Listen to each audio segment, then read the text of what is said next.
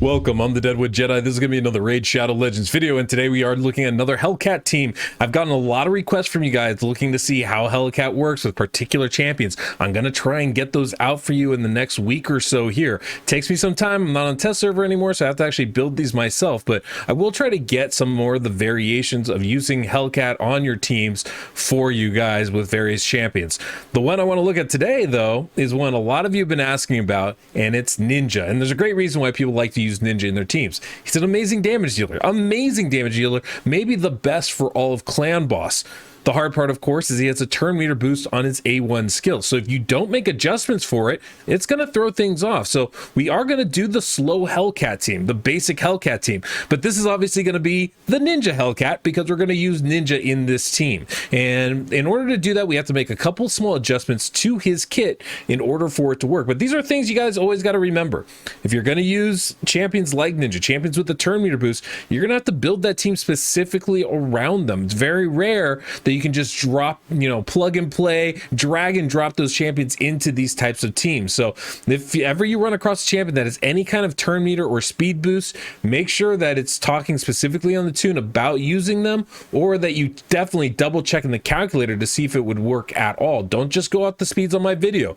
It's really important that you guys take the time and go visit my website, deadwoodjedi.com. Right, you got to go there, you got to see the speed tune, and you got to use a calculator just to make sure the thing works. It's going to save you a lot of time, headache, and silver.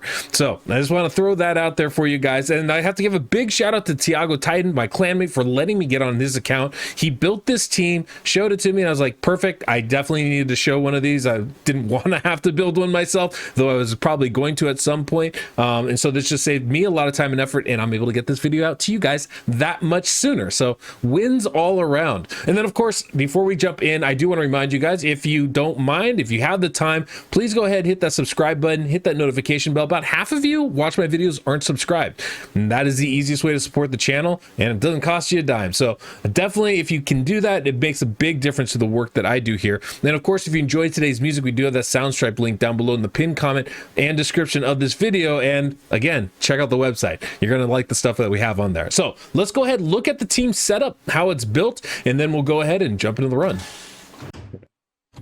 So let's start off by looking at Hellcat. Obviously, the linchpin of this team, making us unkillable, blocking all the damage that we're going to take either with the block damage buff or with the massive shield that he places. An essential part of this team. We have Hellcat going at 254 speed, and the range is pretty tight, like 254 to 257. This is the big difference between this build, the Ninja Hellcat, and the slow Hellcat team, is that speed of Hellcat himself. That's pretty much the only change here, right? But going to be fantastic for this comp. We have enough accuracy, we have enough crit damage and crit rate to get good damage out of them. Nothing really crazy going on with the sets or the masteries. We're just trying to do as much damage as we can and keep everybody alive.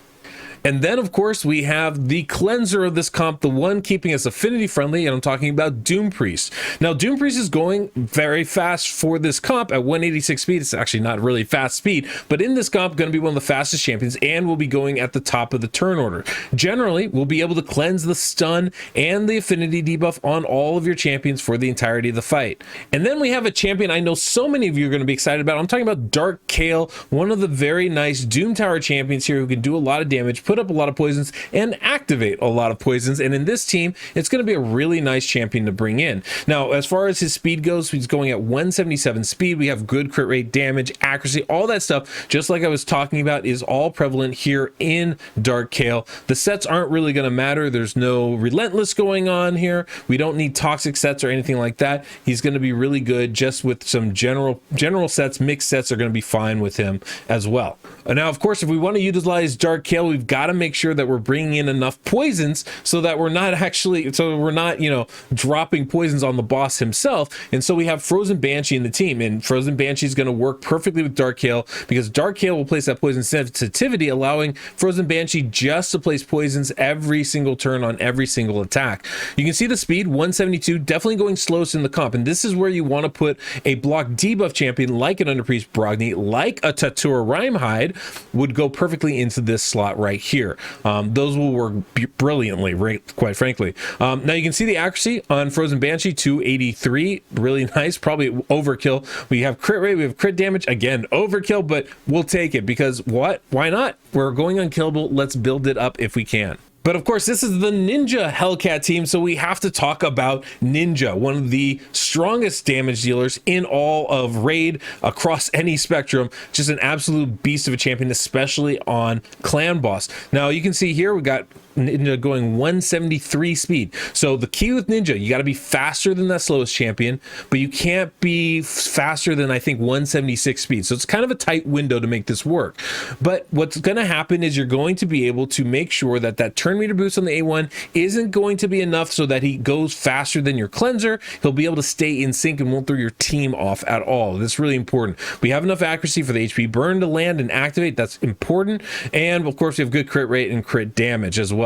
The other thing that you really have to pay attention to when it comes to Ninja is making sure that we prioritize the skills, right? We have to have the A3 the first priority, the A2 the second priority, because Ninja likes to use the A2 skill first, but it's on a different cooldown than the A3, or it gets reduced in the cooldown duration. What that means is that if we're going at a 4:3 ratio, if we're going at a 1:1 ratio, the timing of the skills is going to be kind of all over the place, and we need that turn meter boost to be regular so that we can stay in sync. If we know when it's happening and it happens there every single time, then we can build a team around it, which is what we've done here. So that's going to be really, really important. You do have to use a skill priority for your champions, but that's the champions, that's the setup, that's the gear. Let's go ahead and look at the run.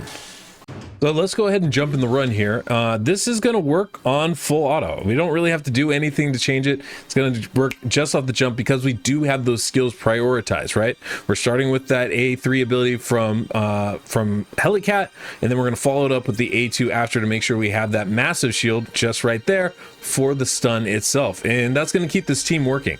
Now, the great part about this team, and this is one of the reasons why I love the slow Hellcat, is it's real easy to be affinity friendly. Doom Priest is a great champion for this. She gives you an attack up buff, which is massive. Definitely something I recommend, right? So you can bring in Doom Priest, make your team stronger, and cleanse all the debuffs, which is just the simplest way to do it. You can also use a block debuff champion, like I was saying earlier, like a Tatura Rhymehide or an Underpriest Brogni will work great. And you'll notice here that because of the cleanse, we're actually able to take the stun as well, and it's not going to affect our timing of our skills. If that isn't an issue, if you don't have a Doom Priest, if you don't have a Brogni or a 2-turn block debuff champion, you can absolutely get away with using someone like a Mausoleum Mage or using a Grizzled Jarl who has a 1-turn block debuff on a 3-turn cooldown. Just make sure to prioritize that skill. And then basically what you need to do is you need to make sure that whoever's taking the stun can lose that turn, right? So in this team, Ninja, you don't want to take that stun, right? Definitely can't take it. Now, because we're cleansing, it doesn't matter. Ninja can take it just fine, won't be an issue. Even Hellcat can take it just fine, it's not an issue. In fact, Hellcat is the stun target in this team. And because we have Doom Priest going first, being able to cleanse, that's not going to be a problem, right? But there are adjustments, and you have to be aware of how that stun works. On Nightmare, Doom Priest will not be going ahead of Tatura all the time to cleanse the stun. So on Nightmare, we either need to block that debuff or make sure the stun goes to somebody else. That's going to be crucial. And we could do that, right? We have 3 blue affinity champions in here. If we made one of them green and put them in the lead instead of Hellcat, they would be taking the stun instead. That would allow us to stay affinity friendly. We would still be able to cleanse. And so there are some adjustments that you're going to need to make depending on the stun targeting, how you want to deal with that. But there is a lot of flexibility with it, right? The key thing is we're not dying to it. We can still, you know, whether we tank the stun or whether we block that debuff or whether we cleanse it, that's a choice. But the big thing is that we're not dying to it. The other big thing is making sure that we're affinity friendly. So using a cleanser to cleanse the affinity debuffs or using a block debuff champion to just not let them land. Either of those are wonderful options and much more important, I think, than even worrying about the stun in that case. But what's interesting about this team, right? Like I said, we have Tatura taking the stun here. And so if we want to make this, you know, if we wanted to, you know, change that up, or if we're going against a bad affinity, when Doom Priest doesn't work, we do need to bring in that block debuff champion or a different stun target. But everybody's going to be in great shape here. You can see we're getting plenty of debuffs out there. This is where I think using Kale and Frozen Banshee together is a wonderful option. I'm not a big fan, as many of you know, of champions like Dark Kale or like Venom Mage, who will burn the debuffs early, right? He'll activate those poisons or those HP burns early. I'm not usually a fan because we actually struggle more often than not to fill up the debuff bar of the clan boss. You can see we drop down a lot, but the good thing about Dark Kale is he puts up 3 poisons. The good thing about Frozen Banshee, she's putting up 2 every turn. So it's not actually that hard for us to get that back up. They make for a really nice combination. And if you're going to use a Venom Mage or you're going to use a Dark Kale, I highly recommend using someone like Frozen Banshee. That doesn't have to be her, but someone like that who's going to put up a lot of poisons and do it consistently. But you can see we do really good damage. The gear is solid. Everybody is built well, but it's not insane stats. No one's got 300 crit damage. Hellcat, I think, only has 5,200 attack. I don't even think anybody, or 5,200 defense. I don't think anybody on this team has over 4,500 attack even. These are, especially when you consider the Vault Guardians and, you know, the possible, you know, gear sets that are out there. These aren't crazy numbers. I'm not saying everybody can get there, but they're pretty reasonable, and we're still doing over 1 million damage per turn. Really remarkable team, and this is why it's so good. When you can bring in 4 damage dealers, it makes for a very fun comp and a very damage heavy one. Even when you're going slow, even without fantastic gear on, you can still probably 2-key pretty easily. So this is fun. I'm glad, again, we get to bring in some new champions. We get to see Ninja in this team, and I know a lot of you have been asking about that. So let's go ahead, jump towards the end of this run. We'll let it play. You can see the final results, and we'll talk about the team afterwards.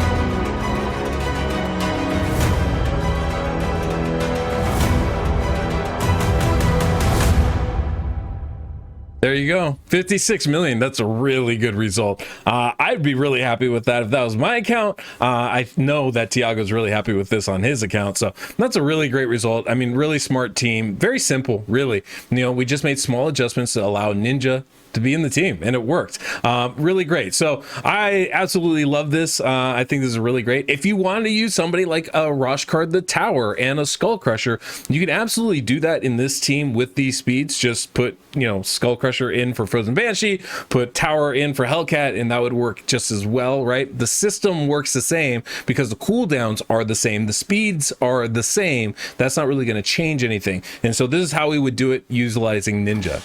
So that's Ninja in the Clan Boss team. That's the Ninja Hellcat right there. I think it's a pretty awesome team, quite frankly, and very simple to do. So if you have a Ninja and you're really trying to use them for Clan Boss, this can be a great option. Now, of course, you realize Dark Kale did 13 million, Frozen Banshee did 17. You can get away without, you don't need a Ninja just a 2-key, right? You're going to get plenty from Doom Priest and Hellcat. You can really bring in a War Boy if you wanted to and actually do a 2-key damage with those other 4 champions. And that's what's so beautiful about this kind of a team, is the better the champions, the better the gear. You can easily do a 1-key, not easily is a little bit of a hard statement, but you can definitely do a 1-key team with this kind of setup at these really low speeds, which is pretty remarkable. So it's a fun team. I definitely encourage you guys to try to build one of these Hellcat teams. This run took 10 minutes, which is pretty fast. I'm sure we can get some 1-key 10-minute teams out there. That's something I'm probably going to be looking to do at some point. I think I am going to end up building one of these for myself here as well, just to kind of see what I can do with it after I get a few different builds out for you guys. But yeah, hopefully you guys enjoy this. I'm definitely enjoying Hellcat, enjoying doing these builds, and I'm glad you guys are enjoying it as well. So if you have a moment, go ahead and hit that subscribe, and until next we meet, on the Deadwood Jedi.